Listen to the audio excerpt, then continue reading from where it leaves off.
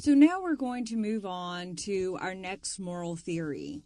And this is a moral theory we're going to discuss again because it's one that people tend to hold without even really realizing they hold it. Okay, cultural relativism. Before we do that, let's just get some terminology under our belts. First and foremost, moral objectivism. Moral objectivism are moral standards that are true for everyone. Okay? We talked about universality as a property of morality. Well, moral objectivism embraces this idea. Moral objectivism says that there is something out in the world that makes an action right, makes an action wrong. That moral standards, there's a fact to the matter about moral standards, and everyone is supposed to follow those. Just like there is a fact to the matter that 2 + 2 = 4, there is a fact to the matter that murder is wrong. And so this is moral objectivism. There's a fact of the matter, and everyone is supposed to abide by it. One form of moral objectivism would be moral absolutism. And moral absolutism claims that moral rules are to be followed all the time. Moral rules must be followed regardless of the circumstance. If it is wrong to murder, it is always wrong to murder. Under any circumstances, it is wrong to murder. Okay, so moral rules are to be followed always, no matter the circumstances.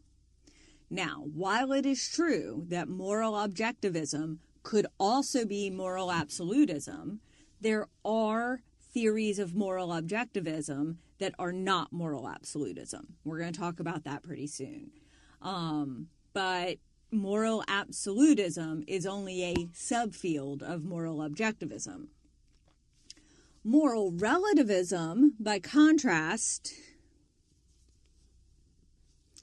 is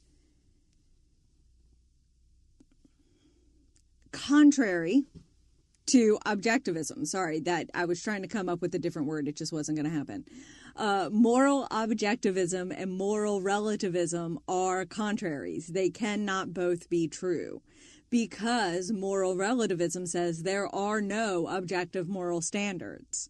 To say that moral objectivism is true and moral relativism is true at the same time would be a contradiction. And as we know, contradictions can never be true. So there are no objective moral standards according to moral relativism. This means you will either be a moral relativist or you will be a moral objectivist. However, you could be a moral relativist and be a moral absolutist, okay? Because it could be that whatever is making moral principles true, and in moral relativism there are some options to that, they are still true all the time, okay? Moral relativism, divine command theory that we just talked about, is an example of moral relativism. Because morality is relative to God's will or God's commands. That so happens that doesn't have anything to do with human beings and what we think, as opposed to the other versions of moral relativism, but it is still a form of moral relativism. And if God says you should never ever murder no matter what the circumstances, then that would be a form of moral relativism that is also moral absolutism. Okay? So moral absolutism could be a form of objectivism, but it could also be a form of moral relativism. What you will never ever have is moral objectivism that is also moral relativism. Okay?